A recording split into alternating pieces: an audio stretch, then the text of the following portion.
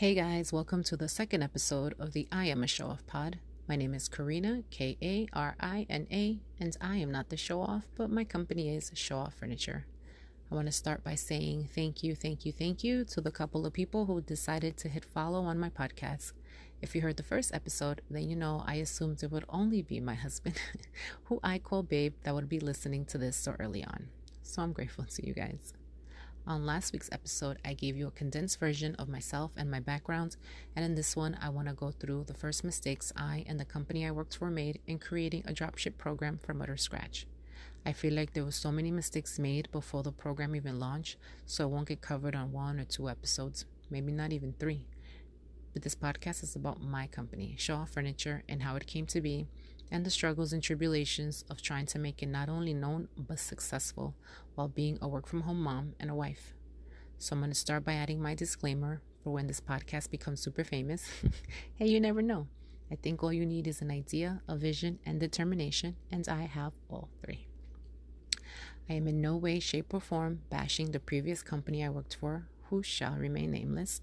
I just think there are lessons to be learned in every failure, and why not learn from those mistakes and share them with others so they don't make the same ones? Or why not share them so people who have made those same mistakes already don't feel like they're the only ones who have done that? Okay, so here we go. As I said last week, I walked into a completely empty desk with no game plan for my position.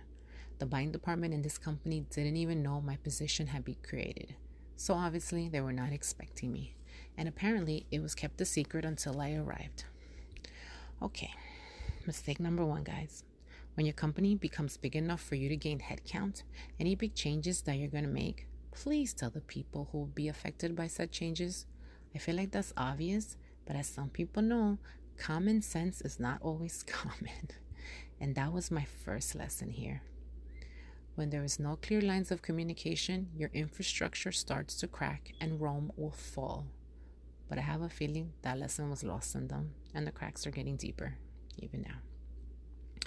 Second lesson, don't assume. That's actually a life lesson, I guess, but it applies to work as well. I was surprised to find out some heads of the buying team didn't even know what the term dropship meant.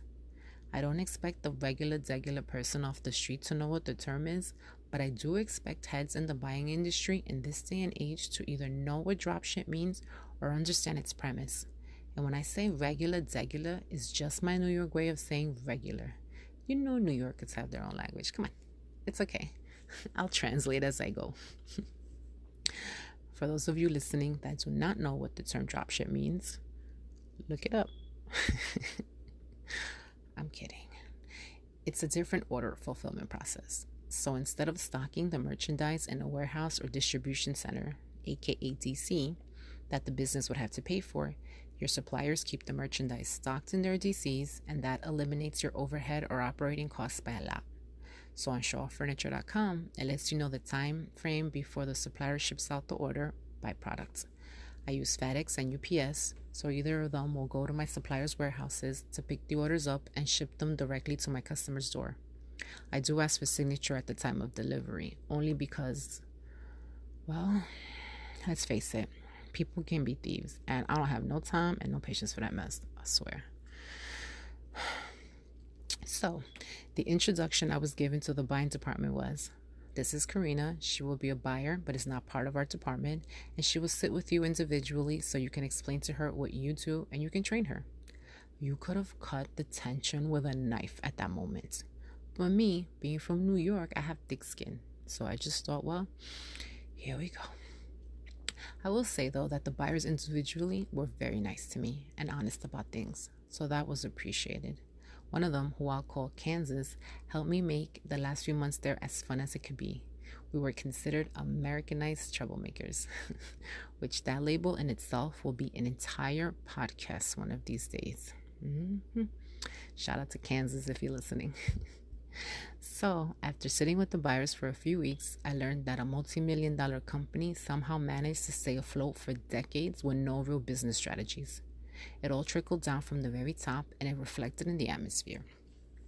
Since I launched Show Off Furniture, I have done my Googles, and I looked up an e-commerce company that is pretty big down here in Florida. They have great customer reviews, and I wanted to know how their company culture is because their success story is amazing. It only took about 5 years for them to become massive. Through my research, I learned that even though this company has great reviews, the company culture is less than good. I love using Glassdoor though. As a research tool into a company, people are honest on there. And if I remember correctly, a company doesn't have the authority to manipulate those reviews in any way. So that is a go-to research tool for me.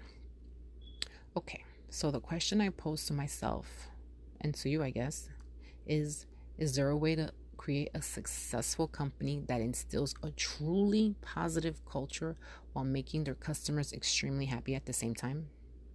Yes, you can look up any company and see positive things about it, but that's not the real essence of a company, like the nitty-gritty of it. And I want a company that can have both truly happy employees one day soon, please God, very soon, and a huge base of extremely happy and satisfied customers. Through the years, I have worked for so many companies and have taken with me lessons for better or worse. And I want to apply those lessons to Show Off Furniture from the very beginning so I can start off on the right foot. But is that realistic? I just don't know yet.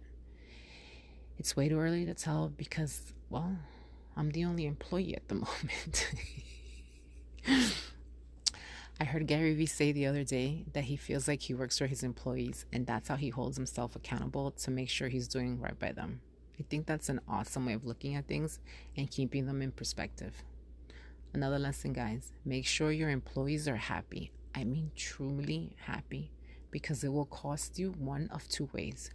Either they will leave and you will waste time, money, and resources training a new person, or they will do a half-assed job and cost you money on that end. One big problem for me from the beginning of starting a new position is dealing with the small amount of time off that is given. That has always been an issue for me. As I already mentioned, I have 3 kids. Since they were little, I have always instilled in them that their birthday is a very special day. I take off from work and it's all about them. From the moment they wake up, I wake them up super early and sing happy birthday in the dark with 1 candle on a very tiny either cupcake or some kind of pastry. I make them whatever breakfast they want, anything at all. If it's a school day, I take them to school and I pick them up and we go shopping or do whatever it is they want on their special day. Don't forget, I also have a husband who I try to take time off from work on his birthday as well. Plus, I feel like I need to be there on the first and last day of school.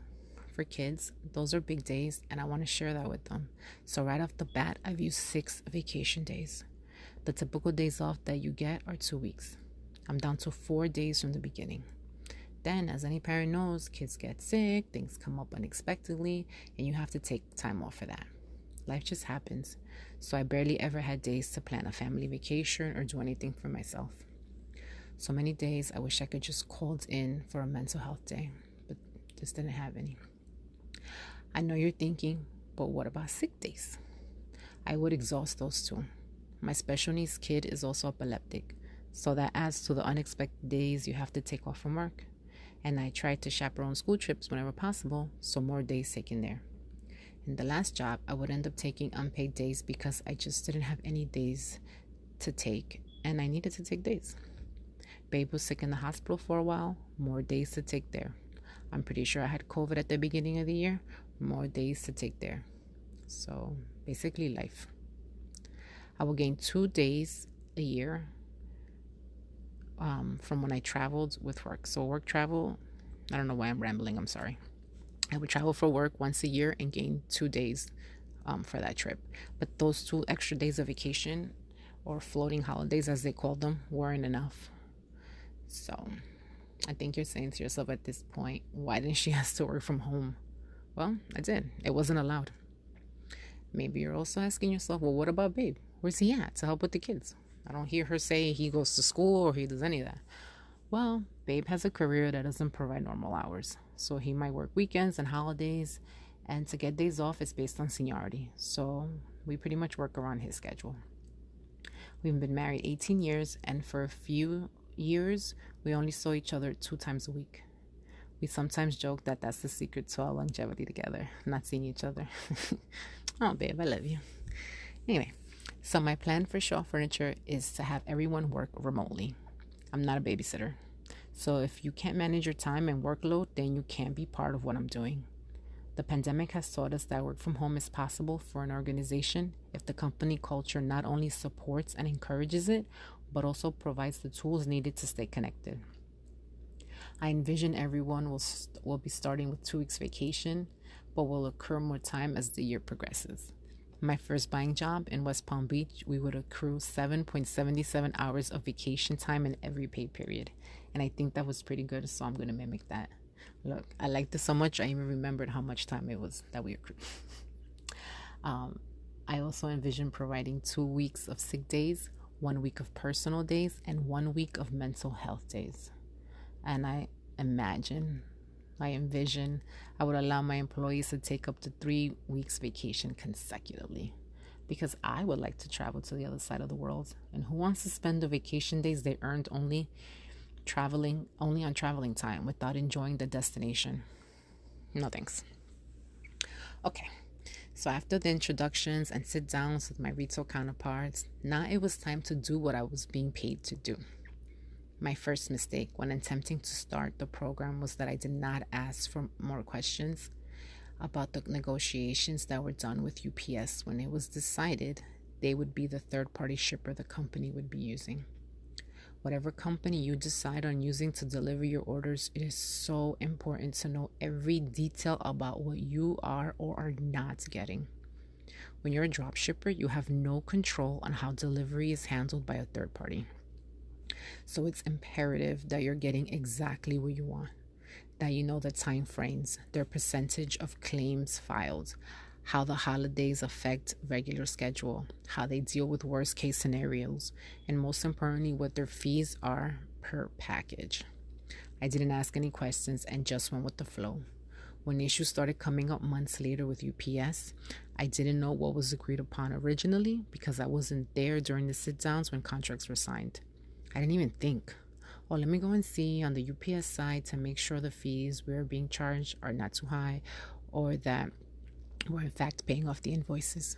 It really didn't even cross my mind that I didn't have credentials to get on the UPS site to view things. None of that crossed my mind, and when it all finally came to the surface over a year later, it was a hot mess of a disaster. So with Shaw Furniture, when I had to sit down with UPS and FedEx, I knew what to ask for.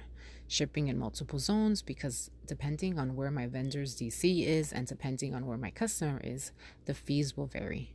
And the options are not just FedEx and UPS, guys. I'm only mentioning them because they're so popular. But UPS can handle bigger freight deliveries than FedEx. But again, there are other companies for that as well, so you have to shop around and see what works for you. I mentioned zones a bit ago, and that was my another mistake. Not fighting for marketing strategies and shipping zones. I have to enunciate, sorry. Shipping zones outside of Florida. I was told the smart thing to do was to stay in our retail footprint, and I knew that was the wrong way to go. But when I attempted to give my point of view, I was just told no. Being new, I didn't want to make waves, and they left no wiggle room for other opinions. So I just did what they wanted, like any good little worker bee would. For the 3 years that I was there, we barely left our footprint. Now, with Shaw Furniture, I pay for social media ads to market nationwide, and so my customer base at the moment is nationwide. Think small and you get small results. Think big and the results will be big. So I'm thinking as big as I can. Okay, guys, I've rambled long enough for today, and one of my 2 kids is waiting for me. One of my 2? Did I just say 2? Oh my God. One of my 3 kids... I'm tired. Sorry. One of my 3 kids is waiting for me so we can sit and watch whatever Netflix show it is she's into at the moment, and I'm all for it. Plus, I need to decompress. I have my 7 posts for social media for the rest of the day created already. Thanks, Gary Vee. But I didn't take advantage of the long weekend and add new items to the site like I thought I would on Friday. Yesterday, I literally stayed in my bed and binge watched Law and Order while I worked in between commercials. When my brain knows there's no school, it relaxes to the point of almost comatose. And I only set up to process orders or create content. Oh yeah, to walk the dog. The kids promised mommy that they would help with the dog. We'll walk the dog, we'll bathe the dog, we'll feed the dog, anything, mommy, anything. Can we just get a dog? Can we get a dog? Please, please, please, a dog. We have a dog. And guess who walks the dog mainly? Me. Thank God the kids are old enough to feed themselves. All right, guys, that's it for today. I'm tired. I want to get some rest, hang out with my kids. Thanks for listening. I realize time is a precious commodity, and I appreciate you spending some on me. If you like what you've heard so far, please subscribe, tell your friends, and share. Also, check out my website, showoffurniture.com. Show Off Furniture, 3 F's, guys. It's a place where your personality meets your home. I'm also all over social media. My handle is Show Off Furniture, just like the website, everywhere except for Twitter with Show Off Fern. Show Off Fern, Furn. Until next time, guys, may you all have peace of mind and be at peace in your hearts. Ciao.